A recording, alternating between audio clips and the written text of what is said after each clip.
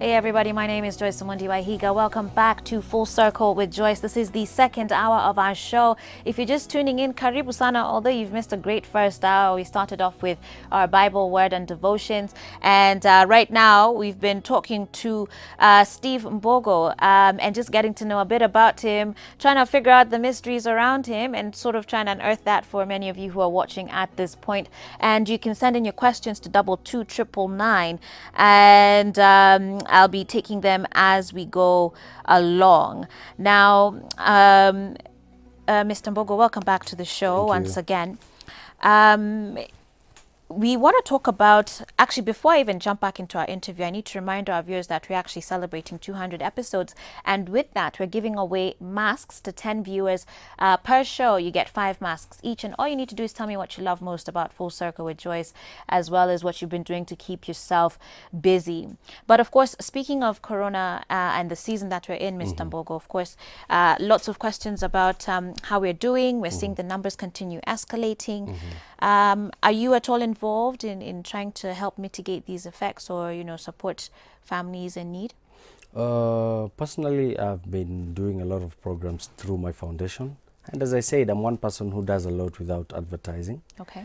And to be honest, for Africa, I'm impressed with what we are doing. Okay. I'm one fanatic of news. I watch the news. I follow the world news 24/7. And when you look at African countries on how they're managing the situation, I think President Uhuru Kenyatta, we have to come out and applaud him. Okay. The far we've gone, I'll say we are doing a recommendable job. And also to the Kenyans. I loved it. I decided to drive around town on Saturday. I just went into town and I went street by street, And I was very impressed because each and every Kenyan I saw had a mask. So that means at least there's a rule of law. Okay. And Kenyans are also helping the government in the fight towards it. Not unless, if you look at other African countries where their management, I would say they're kind of poor, and it goes down to, it cascades down the roots even to the people. If you look at our neighboring country, Tanzania, where they believe maybe all this is a fallacy or maybe it's not going to affect them, we can see the death threats today. Okay. And even the people, they're not concerned because it is the communication that goes down. All right. So I think the president from word go, and I want to thank also the Minister Mutahi is doing a recommendable job, as in they're keeping us updated, they're letting us know what's going on. And I hope we'll manage it. To be very honest, it is not a Kenyan problem. It isn't. And I really cannot dictate, and you cannot dictate, because till today, when we follow the news from the World Health Organization, we get different news. Still today, they still don't understand the virus because it's something that mutates very fast. Sure. Yeah. And I mean, as much as you're very private about your affairs, which we do respect, are you able to at least give us some insight into what you've been doing? Yeah. Actually, I did a lot of mask importation for giveaways. And not only here, I've been sending a lot also to my village back in Kitale where I grew up. Okay. Because I understand. Okay. To be very honest, I was sitting with a few friends a few days ago, and one of them made a comic about some type of mask people are wearing, and I told them don't laugh because there are people who can't afford that mask, Okay. People have to choose lifelines between a mask and a meal. The people are living, with less than $1 a day. Well, what do you think about Babu Owino's efforts? He's been teaching secondary school children through, to be very honest, platforms. on a personal level, I think he's doing a recommendable job. You see, with such a situation, to be very honest, and it's what I said earlier, like we live in a society where any effort being put by someone with a good intention, because I don't think he's an idle man that he'll just want to start teaching people. He's spending his time, his energy and all that, even the brains, because maybe he has to revise few things before. So that's time commitment. And you'll find other people criticizing. I really don't understand why we in such a society. Sure. Well, he's been recognized by the United Nations. Of course, Children's they have Fund. to recognize him because he's doing a recommendable job. Doing well for that. Okay. Before we went on break, you mentioned a colleague that was pictured with you, or a friend, is he a friend, by the name Dafton Mwatiki, Yes. who apparently went missing. He's also known to be a flamboyant businessman, and went missing on the 11th of March this year. It's now almost 3 months later, and No news. he's your friend too. How are you dealing with all of this? And First, let me be clear about that issue because so many people approached me. I knew Dafton way back when we used to go to the range, where we train on shooting and all that for licensed civilians. And it's not that we were very close friends.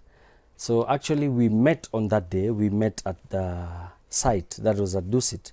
He's also a civilian firearm holder. Sure. And he also left his family. People thought it's like a joke. Don't make it funny that Steve Mbogo, maybe Dafton, went to floors with a gun. You're in where there's an exchange of fire. Anything can happen at any time. You can be shot at. So it's all about sacrifice. Sure. You're sacrificing your life at least to save a life. Yeah. But going back to him and his disappearance Yes, last 3 months. and we met on that day. Actually, we are not very close. It's not that he's a close friend of mine. He's someone I knew, the way you might be going to the same salon as a friend of yours, and you know her from a salon, and you keep the friendship from there. So I knew him from the range where we used to train. We met on that day. It was high. Actually, we stood there for only a minute when someone decided to take a picture and post it. Then although he seemed to really embrace you like a bro. Yeah. See, that's why I said, for example, like if you share a salon or maybe a salonist with someone and you become friends, don't expect that person to meet you in the street and ignore you. Of course, you know one another. Okay. And since that day, we've never met actually, until the day I saw it in news that Dafton is nowhere to be seen. So it's a very sad thing.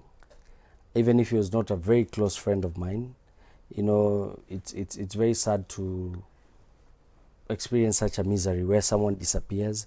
I know Dafton is someone who had a family. But in the same way that I guess the civilians, licensed gun civilian owners, rallied behind, getting to Dusit. Is there any way that, are the colleagues within the licensed gun holder community also doing anything to try and assist with his finding? Yeah, or to actually, use their networks to figure out Dafton where was he a is? member of one of the gun owners association called Ngao. And I see them do a recommendable job through social media. They were posting his pictures, and I hear they went to an extent of about 3 to 4 days searching for his body all over Juja and somewhere in Kiambu County. So I think they did a good job. They showed their effort. Yeah. Okay. Well, certainly we hope that he is well and that this would be resolved And he will be found, inshallah. As soon as possible, absolutely. I want to talk about your political ambitions in the few moments that I have left. On your social media platform, you call yourself His Excellency. What's that about? To be very honest, I'm one person, I'm a believer in the law of attraction, or basically the secrets. Okay. And I'll tell you a story. I remember before I bought my first car, I loved cars, as I told you. At that time, I was staying in Bahati. And I knew the only way to own a car is to attract the car through imagining. So what I did one day when I'd gone to Isli, just perambulating around, I met someone who was selling an old car radio, but it was functional, the Sony radios. And I swear before my living God, I bought a car radio before I had my first car. And do you know what I used to do? Every day when I wake up in the morning, I used to put the car radio on this side. And I would imagine I'm driving and switching on and adding the volume. And you can take that to the bank. In a minimum of about 8 months to 12 months, I had bought my first old car. Yeah. So when you see that His Excellency, I have a dream. And I told my mom when I was young, I told Mom, if I'll not be the biggest business person in this country, I'll be the president of this country. So that's because I love this country. Okay. And I know one day I'll be the president of this country. All right. Yeah. Well, your journey in politics, I guess, do you say it began in 2017? Yes. You put your name in the ballot for Starehe, came in second place. How would you rate the winner's performance so far? That is an open story. Till today, I'll say it. For me, Steve Mbogo, I was clearly rigged out. And for reasons we know and we understand, but I don't believe in losing. I believe in learning. I learned a lot. It was a very good experience. And to be very honest, if I ever meet anyone who's vied for any position, I have respect for that person. But what would you say of Charles Njagwa's performance so far? To be very honest, I'm nothing compared to him. If I was there, I would have done better.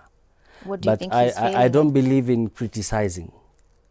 It's not criticizing. Well, you're trying to... I'm not that kind of a person who believes in criticizing. But aren't you pitching? Are you going to run in Starahe in Yeah, of course I'm 2022? going to run because I was the people's choice. So then you need to tell us what he's not doing well that you're going to come and correct. You see, to be very honest, it's not my duty to come and say Charles Njagwa should have built this here or maybe elevated this here instead of doing whatever he's doing. So why should they vote for you and not him in 2022? Records are in place for what he has done.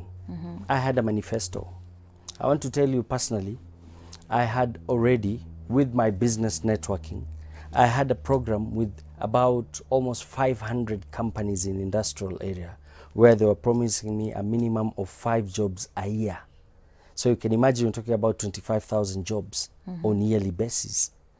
And you see, I told you, I believe change and helping the common mwananchi is not about giving them the fish, but it begins with changing the mindset. Do you think you'd have accomplished that considering our government hasn't necessarily delivered on its own promise of creating, you know, jobs for young people? Yeah, but that's what I'm saying. Coming in as a politician, as a member of parliament, you really don't need to go back to the government.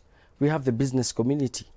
So me being a businessman, it is how will I, as Steve Mbogo, being a businessman and belonging to that business community, use it to the benefit of my people. I believe there's so much that can be done without relying and going back and crying to the government. But what happens to institution building? Isn't the whole point to have a government that takes care of its people and not have individuals as demigods in their constituencies? I've come to learn that development is created also through building strong institutions.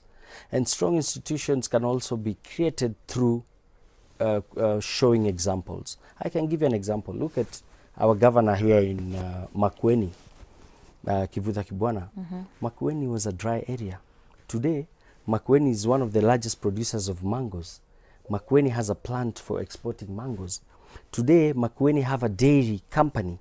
You can imagine a dry area where now people are going into farming. Yeah. Today, Makueni have a silk manufacturing factory where people are creating from rearing silkworms to creating the final product. Okay.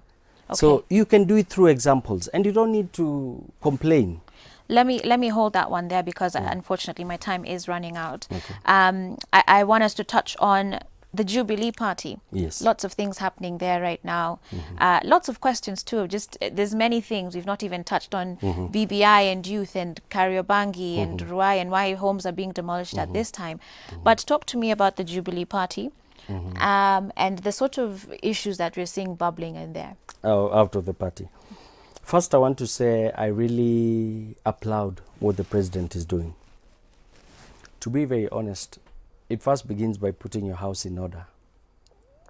If you look at the Jubilee Party, the house was not in order. You cannot have, as I said, I'm not one person who believes in criticizing, but I've seen so many occasions where the deputy president goes out with his followers or maybe the sycophants, politicians, and you find these politicians will speak and abuse and insult the president while the deputy president is there. And I've never heard even once the deputy president wake up and say, hey, Mheshimiwa Nyoro, what you said was not right. Mheshimiwa Kihika, here, what you said was not. I've never heard him mistake or maybe point out the mistakes of his lieutenants. So that means the marriage has not been comfortable.